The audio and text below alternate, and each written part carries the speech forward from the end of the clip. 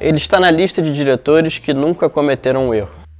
A filmografia do destaque dessa semana é absolutamente impecável e, ainda que curta, impressiona pela variedade. Eu sou Gustavo Valente e está no ar o Momento Crítico Todd Haynes. Mas antes, deixe o seu like e ative as notificações para não perder nenhum episódio.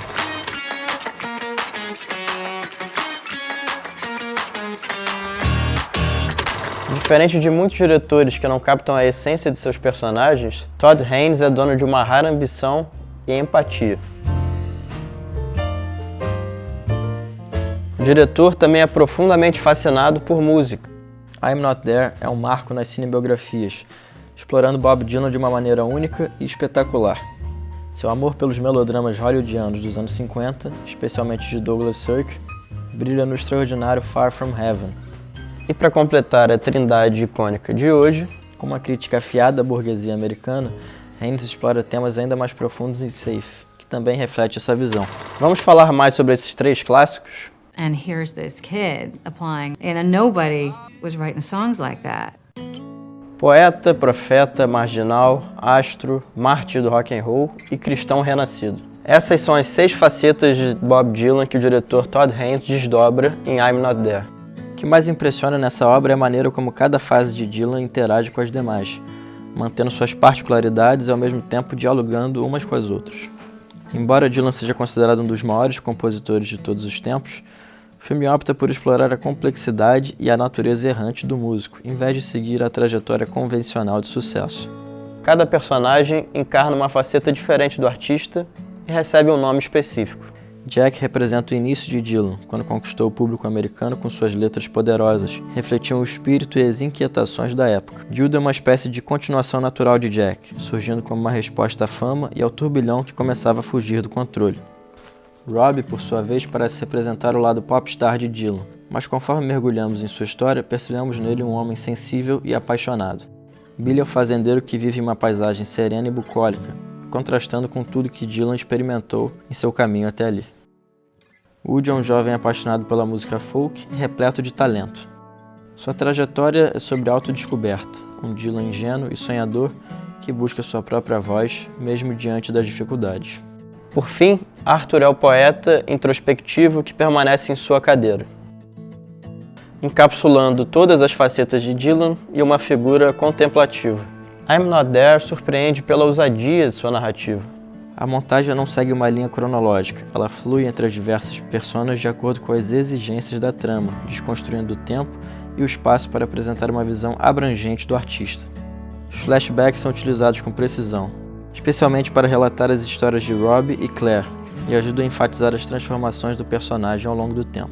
Com uma abordagem documental, o filme se diferencia das biografias convencionais, explorando ao máximo a linguagem cinematográfica. A fotografia é um espetáculo à parte, alternando tons de cor de forma estratégica. O preto e branco, por exemplo, traz uma aura nostálgica para os segmentos de Jack e Jude. Todd Haynes sabia que uma narrativa tradicional não capturaria a essência de Dylan. Por isso ele inicia o filme com um plano subjetivo longo, que já estabelece a ambiguidade e a dualidade entre ídolo e traidor. Cate Blanchett é o grande destaque do elenco. Sua interpretação é tão poderosa e convincente que em certos momentos é difícil distinguir onde termina o ator e começa a figura de Dylan. I'm Not There é uma obra-prima inovadora e única, que arrisca e atinge o alvo em cheio.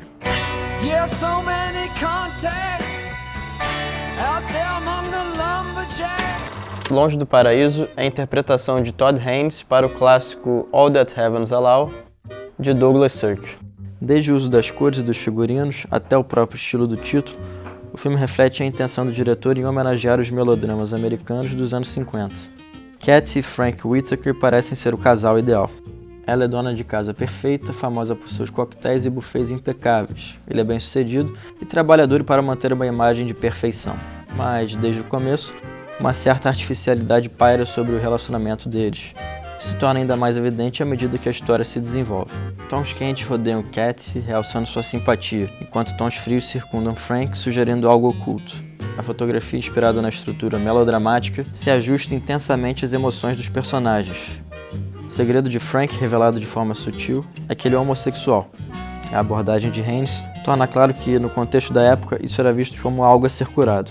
Quando Cat o flagra, ele admite sua orientação, Frank se autodeprecia, chegando a se considerar repugnante.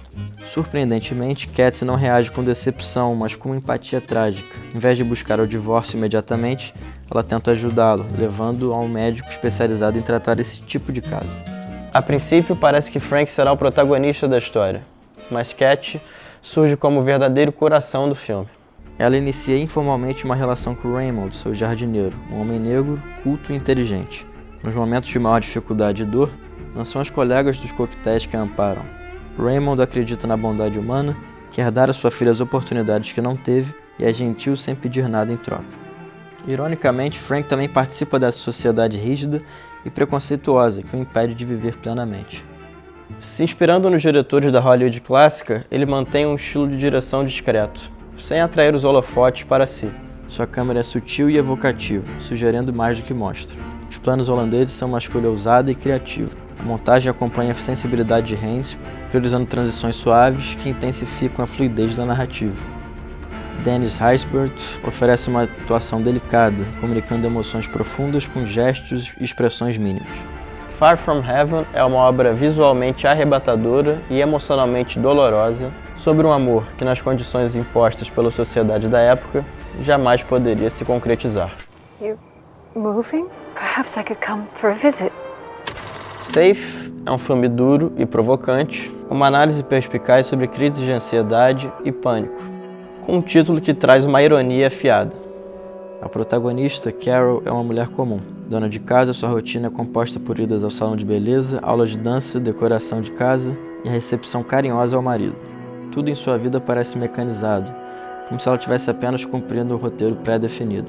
Aos poucos, Carol começa a se sentir desconfortável, exibindo sintomas de desconexão e mal-estar. No início, Greg, seu marido, se mostra confuso e relutante em entender sua situação e sua tentativa de apoio acaba se misturando com uma certa falta de atenção. As orientações médicas são praticamente ignoradas, levando Carol a buscar alternativas por conta própria. Ela decide que precisa sair da cidade grande e fugir da poluição, se mudando para Wrenwood, um lugar isolado projetado para acolher pessoas adoecidas como ela. Apesar de Todd Haynes parecer sugerir um comentário sobre o esgotamento dos centros urbanos, o filme se revela menos sobre o ambiente externo e mais sobre a resistência humana em encarar a própria fragilidade mental. Ao longo da trama surgem referências ao estresse e à necessidade de tratamento psiquiátrico, mas Carol nunca considera essa última opção como seriedade. O personagem é um reflexo de uma sociedade que, naquela época, insistia em papéis predeterminados para as mulheres, reduzindo-as a funções fúteis e superficiais. E de maneira brutalmente honesta, o roteiro de Haynes não oferece uma redenção à sua protagonista, apenas uma de aparente salvação que se revela como degradação. A direção de arte desempenha um papel crucial. O universo de Carrie é dominado por tons pastéis, transmitindo solidão. Sua mansão é espaçosa e impessoal, intensifica essa sensação de vazio. Haynes imprime sua marca ao adotar um estilo de distanciamento, mantendo a câmera afastada dos personagens e refletindo a alienação progressiva da protagonista em relação à sua família, amigos e à própria realidade. Julianne Moore oferece uma performance magistral, talvez a melhor de sua carreira. Sua voz retraída e desconexão gradual com o ambiente ao redor, os olhares perdidos e um semblante assustado, revelam uma atriz em pleno domínio de seu papel.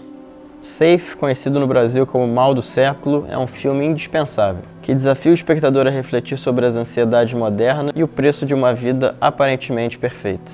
I have a chemical impairment that makes sense. I realize that, Carol, but it's just not turning up on the test. Mas não acaba por aqui. O 7x7 é uma jornada infinita para quem realmente ama o cinema. Se você quiser conferir as análises completas desses filmes e de muitos outros, passa lá no nosso site. Tem até uma playlist especial com mais 4 clássicos de Todd Haynes te esperando por lá. O link tá na descrição. Até semana que vem. Ficou boa? Não ficou bom. Não é possível. Eu falei, cara, com um ânimo que eu desconheço dentro de mim, assim, esse ânimo. Curtiu as críticas de hoje? Então não se esqueça de se inscrever no canal, de dar um like. Parece que eu tô impondo na pessoa, assim, sabe? Eu tô sendo chato pra cacete, assim.